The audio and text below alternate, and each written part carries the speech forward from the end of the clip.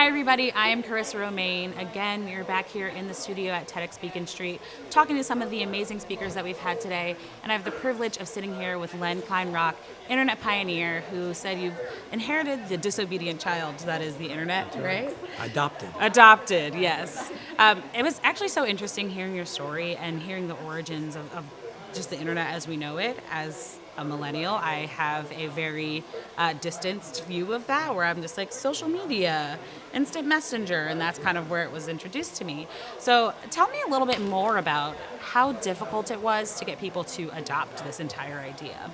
Well, in the early days, nobody wanted to adopt it. Just think of it this way. You're a research scientist running a computer for your local university, your computer science department. And they're using 100% of the cycles. Someone comes along and says, see that computer? Let's put it on the network so other people can take advantage of it. And you say, are you kidding? I'm overloaded as it is. No way. And there's nothing out there I want anyway. Yes. So that was a double problem. They didn't know what was available. Two-sided. So it was difficult. But finally, I went around to every one of them and I said, well, look, would you let like 2 teletypes worth of traffic come in? Yeah, 2 teletypes. And how much will you use the network? Well, 3 teletypes. So I took those numbers, I put it in a traffic matrix, and I published it. Now these folks were committed. They were in it now. They were in it. They had to be. but there was a bigger pressure on them than that. Do you think it was any of it fear or just... No, it was money, because ARPA was supporting every one of those folks. And ARPA said, we're funding you, we have this ARPA net, you're going to join. And that really did the trick. It just pulled everybody in, brought them all together?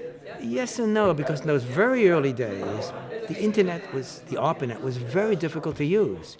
If I wanted to use your machine across the country, I had to get a login capability, I had to learn the command language, I had to learn the applications and the services.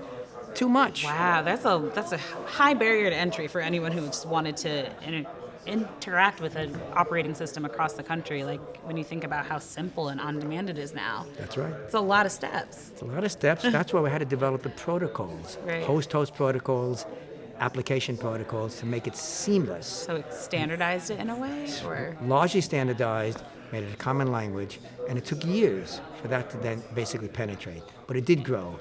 And one of the things that perpetuated the applications, the use, in October '72, we held a public demonstration of the then fledgling ARPANET. And all the researchers came with their toys, their applications, their demonstrations to a hotel in Washington and demonstrated them not only to the public walking by at this big conference, but to each other. And suddenly I learned what you had, you learned what I had. Gee, I want to use it. Everything's kind of out there now. We're all interacting and sharing. Yeah, so it helped a lot. Wow. I can only imagine just getting everybody physically in that space and being able to demonstrate what I have, what you have. It might have changed the game for real. Changed it, and it was sort of fun, too. I'll tell you what our demonstration was. From UCLA, we went to Washington, D.C. One of my programs was sit at a terminal, send a message all the way across the country to our machine, pull up a program, compile it, ship it across to MIT to be executed and run. And that machine may not have been capable to do the graphics processing that they needed Utah to use. So this stuff is zipping around the country. Just bouncing back all here, and here, all around. And then the result comes out, basically a well-focused graphic. Send it back to Washington and print it on the printer right next to the guy entering it. So we did that. After it ping-ponged around, it ended up right back there. The trouble is, when he said print, nothing happened. A robot that MIT had brought called Turtle was running around the Turtle, and it started jumping up and down. They had sent the printer output to Turtle. Oh, gosh. So we fixed that. But that kind of... Slight bug. Slight bug was a lot of fun. It sounds like fun. It's like a time of adventuring and trying to figure things out and troubleshooting. But at the time, could you have possibly imagined what the internet would eventually become? Did you see, how massive it would be? I bet you've asked other people that question. I probably have. The kinds of answers you're going to get was, I saw it all. Yeah. It rolled out exactly the way, or I had no idea. Well, I have written proof. 4 months before the first node was developed, a press release came out of UCLA, in which I articulated my vision and told how it would be used, and there's even a quote there in which I say the following kind of thing. I say this internet will be always on, always available. Anybody with any device can get it at any time. And it will be invisible. No check. We're not there yet. Yeah, so that's one of the things you started to discuss. Tell me a little bit more about your vision for invisible internet. Well, right now, the internet appears to be relatively easy to use. Your smartphone is a pretty good device, or is it? Those keyboards are getting smaller, and my fingers are not. Mm-hmm. And the screens are getting smaller, Buttons are tiny. and my eyes are getting worse. This is not a good interface. Right. And how do you backspace or go to a previous page? It's too complex. Okay. It's not as easy as electricity, as I said, where you plug into the wall, you get electricity. Right. It's No just fussing. there. And it's reliable. Yeah. So I feel that the internet is too difficult to use. It's not invisible the way electricity is. And we're moving in that direction, as I said, with the Internet of Things, with intelligent software agents, and the ability to have brain internet interfaces, speech, Amazing. haptics. And it's coming. It's coming. And DARPA is supporting a lot of that. Right. It's interesting to me that you say it's too difficult, because when I'm thinking about you detailing what it took for two computers to communicate way back when, it's like, it seems so simple to me now, but you say it can get easier. It needs to. It's certainly made it far simpler. The graphical user interface was a very important step. Right. And the common language and the internet protocol made it easier, but it's still not there.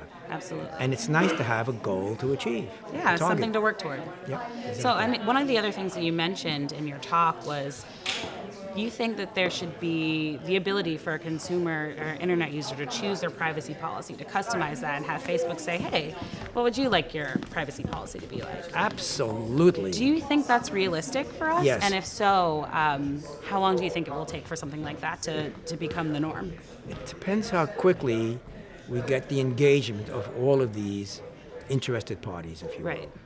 And when there's a movement, and users say, no, I'm not going to agree to your cookies. I'm not going to agree to a privacy policy you haven't even articulated. If they're willing to back off and other services come in which can provide that. Now, Right. there is the problem called winner take all. Okay. Facebook has an enormous support level of do. users. And that's not good. It's like a behemoth. It is, and they're abusing it, in my mind, and they're not motivated to correct it unless there's the correct kind of pressure. Right. And I think if we get, if you will, activists, and consumers, and users, the citizen users, Right. to say, here's what I want. Now tell me what you're doing. I won't tell you. You better tell me. Right. I'm not going to participate. Right. That kind of pressure. And as a younger generation comes into those companies with that kind of mentality, we'll see it happen. It may take Right. 5 years, 10 years, but it's coming. So, in a way, it's kind of our responsibility to be demanding this. You used the correct word. It's our responsibility to get proactive and to hold those websites responsible for what they're doing. Absolutely. Yeah, I completely understand that. It seems like it's achievable. Like, people are becoming more and more aware and sensitive to what their needs are and being willing to ask for them. So, it seems like it's something we can achieve, like you said, maybe 5, 10 years. I hope sooner, but it may take that long. And you have a history of being right. We already know this. You wrote it down in your notebook, so I'm going to hold you to it. My You last got it. question for you. Do you think the internet is more good than bad or bad than good at this current state where we are now? Clearly more good than bad. Significantly better. Yes.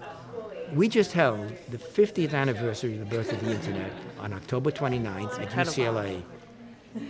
A huge hall, 1,800 people, packed house, sold out. And I organized it. I got some great speakers. And what did I ask them to focus on? Right.